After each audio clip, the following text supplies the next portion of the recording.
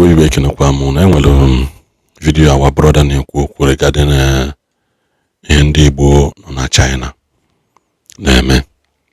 Which sometimes my attention will be drawn to such things and answer what you couldn't get in.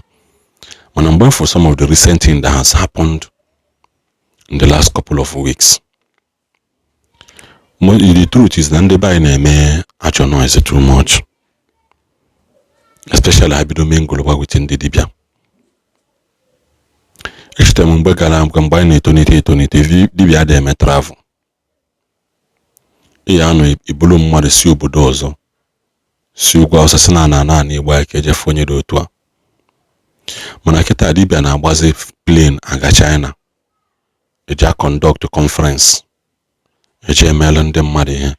Imala amala that ibuli being onye Igbo bụ na Igbo.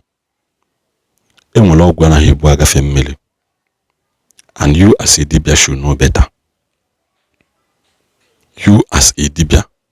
Enwere ihe ndị Igbo na-eme bụ as onye Igbo. There are some things oya bụ as odogwu Igbo. Enwe ihe anara Igbo agafe mmiri. Ikafe mmiri nya bụ ike aha akwụsịgo ọbụrụ no nya bụ ike ga-aga. Just that there are territories that power cannot cross because of who you are.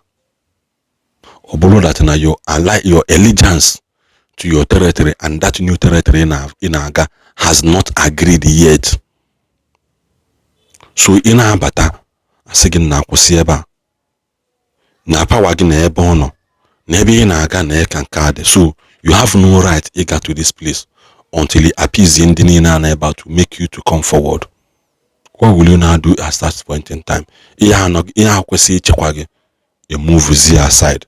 I don't know why most of people don't understand this thing. But you people don't understand this theology. Before I go further, maka Ndi Igbo na China. I dive more deeper into this topic and then this video.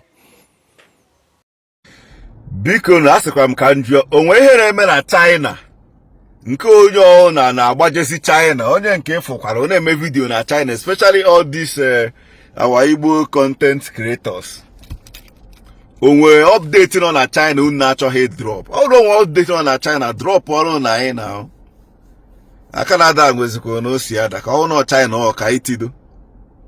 Cause ogo on bịa on Facebook onye anọ na China ana sample afia ana sample moto ana like ndị na-ere ahịa na China karịzie ndị na-ego ego.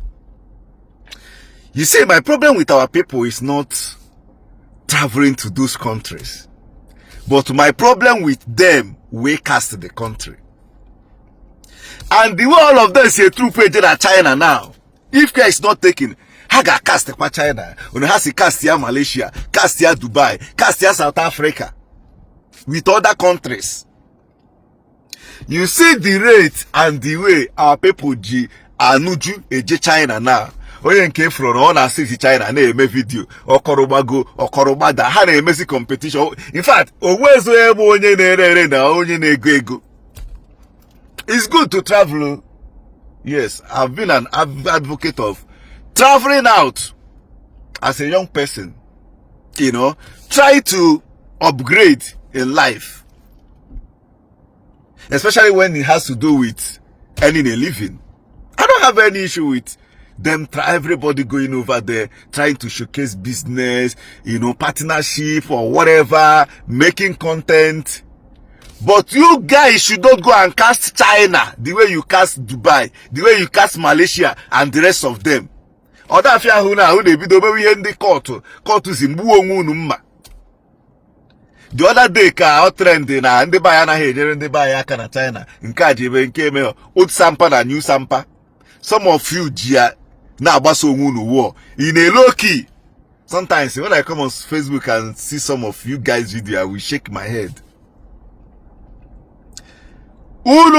China should not go and cast that country, because I'm seeing a lot of things. Oda fia huna Myanmar emewe ihe ndị mess there. Unu agbawa war. Imana eforo ịda iwu obodo nọ ndị be anyị n'ọbara. Ifuru ịda iwu obodo like obodo dochi iwu si na onye aka achọ ka be ha dị, achọ ka a na-anụ ọgụ, achọ ka a na-eme nka, achọ ka a na-agba speed, achọ ka ọ dị ndị be anyị n'ọbara, na akwara, na mmiri ije mess all those things up. But biko do gbado na anya die mara na ihu na-eme die.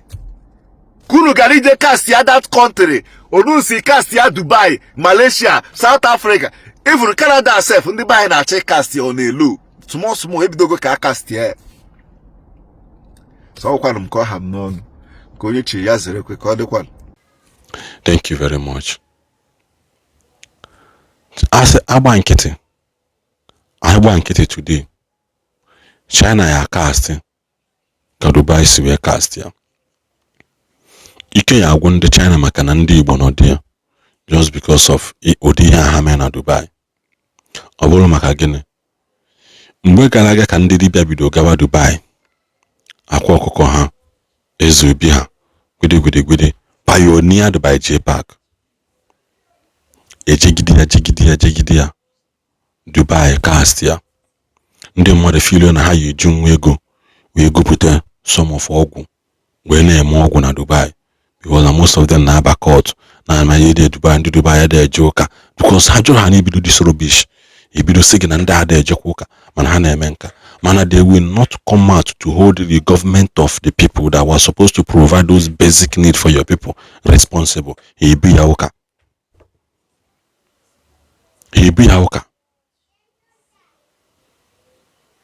Ngwa na-eji Dubai ahụ, ngwa unu jechara Dubai ahụ, unu afụnụ ga ebe ha kwụsị were mma ghee ọkụkọ wụsa ọbara ya n'elu something, because they love and cherish animals. Ha na-emegodi, ha na-eme ya na nzuzo, you will never see it. Unu zuzigide ya in Dubai cast ya kịta onye ọbụla makpona na China. Enwebere ihe na-ekwusi unu dat na ọgwụ or for example si hapụgodo okwu ọgwụ aside, because na-ekwu ya mụ anaghị m agwọ ọgwụ, mana there are some knowledge of things I nwe. Take for example ndị a na-import ọgwụ. Why eji wee kwụsị importation of ọgwụ a na-aṅụ?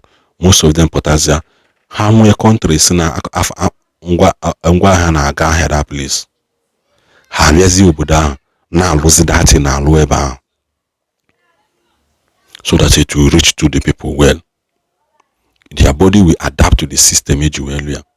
Like mgbe anyị na ogwu ahụ, ọ bụrụ na ị ma Saminaka ọfụma, Saminaka is a boundary between Jos and Kaduna, or the Kano ụzọ ahịa agba o nwere ndị Kaduna na-azọ, ndị Jos na-azọ na ha nwanwe. Mana obodo ahụ no matter ihe ọ bụla alụ n'ụzọ ha ya agbalị. A time came mgbe eji eme visit wee sị na aja dị n'obodo ahụ, ikpụta aja ọzọ were abịa lụọ n'ụzọ ahụ na ọ maghị onye ha ejide ya. Just like ịbịa ụzọ eji kpụrụ aja mago ka ife ilu ebe a wee maa kolota ọgbalị ihe within 1 year or 8 months, ọgbalị kọọ ịbịa n'ụzọ ahụ ma mma na alụrụ ya alụ. As if for them to succeed, they must use aja dị n'obodo ahụ wee lụọ ụzọ ahụ. Amarọzi na ihe ha mechazi jete at the end of the day about it. You as a dibia, kita ndị Igbo a ejugo China, mmiri enwelo na ha echu China ka mmiri. J Park na echu China ka mmiri. All those things bụ pioneering a strange movement. Ndị be anyị na-emezi noise na China karịa ndị je China 1990s. That made impact. Kita everybody na-agba China ahụ. Noise akarịa. Ka anyị welekwana n'onwe ya ka anyị dị miss na ka anyị nwee something anyị na-atọgbọrọ for the upcoming generation. Let it not be heard in our time that some people je China chozi ndị ọzọ tolitezi aka aja sị ha n'ụzọ adọrọ because of ihe ndị ọzọ mete. Because of ihe ndị ọzọ mete. The noise is becoming too much. The noise is becoming too much, extremely high. Ụbụrụ sọsọ ndị Igbo na-eje China. Other tribes na-eje China, Yoruba na-eje ya, Hausa na-eje ya, other tribes na-eje, mana why is it na olite na ọnụ nke anyị ndị be anyị noise ha akala ikwunute okwu asị na-eme na-emelụ mmadụ anya ukwu, mana mmadụ ama ntọ ntị na ana mee ihe ọ chọrọ ime in silence na akpue. ngabeda wa China ndị a na-eme nka ndị a na-eme nka fake akalia na ọgwụ malaria aka na-egwu mgbosi na asị gị na nke a bụ fake, asị gị na nke a bụ original. Ịmago anaghị atọkọ okwu. Ndị be anyị kwụsị na ihe unu na-eme. I am not envious of anybody. Nobody nwere time nke etetọrọ amụọ gị na China. You went there because your time low, and you went there because somebody paved way for you to be there. Ilu edi emekwana na ihe ka mmadụ si eme ha. Ndị dibịa unu na-eme invite to China ka abịa na-egburu na abịa na-atụsala unu nzu, atụsala unu nke eme nke ọzọ eme nke ọzọ. Those things does not work because as a dibịa ọgwụ, he knows there's a limit to this. You know, na 40 feet above sea level. Ego obodo ọzọ si na ebu dibịa. Filo na ka ije ebe a je gwọọlụ ha ọgwụ ka ọlụ. You and I know that thing will not work. You and I know that no man work. Because obodo ije onwe ike ilu na that territory ahụ nọ na the territory na-asọ ọkụkọ nsọ. Just like ilu ọka, ọ bụ na ha na-asọ enwe nsọ. Eto na ebe ahụ gbuo ọkụkọ ka iwelu chụọ aja. And you think that that thing will accept it, the gods of the land will accept it. It will not, because you marry here we don't answer. It is not your line. All these things behind the binary may study again. The only supreme power of God that oversees the universe is the power of Jesus Christ. Not a selection. Jesus say on Nigeria with the same Jesus say on London, with the same Jesus say on China. That is it. Man, remember baby bulu eze nwanyi so bali buli agawa na gonzu amara eze nwanyi so bali. You have to understand what the laws of the land requires. Obodo obodo ha dị iliji ona ha na-akwe ona na-efe ji ibia dị na awaji niile o seke ifile na ike ime onye tụwa ya ka ọ gaalụ gị. You and I knows that those things don't work, but you still to defend need to save ndị be for it. Ndị be ada ajụjụ enukọrọ gudi ana-eme ya. You listen ebido kwa deport ba ka esi deport ha na Dubai. Be very very careful. Be very very careful. Those things, those movement na kanjo mgbe ọbụla je park ti ha n'isi ya. Mgbe ọbụla ti ha n'isi na those locations ọ na kanjo. Oje ha na Dubai nwe problem. Oje we na China na-akwado nwe problem. Ha na-akwado nwe big problem. Ekuchakwa anụ ebe aka mara ọnụ na-ekwu ya. Ọsọkwa unu anụ, ọsọ na asụ na ekechiwe unu nwa na-esi na 30 story building na woto. Ụfọdụ anwụọ, ụfọdụ agbaji okwu, ụfọdụ afụbere ụzọ ha anya till today. Or because of noise unu mete. Ekuchakwa anụ ka ọ dịkwa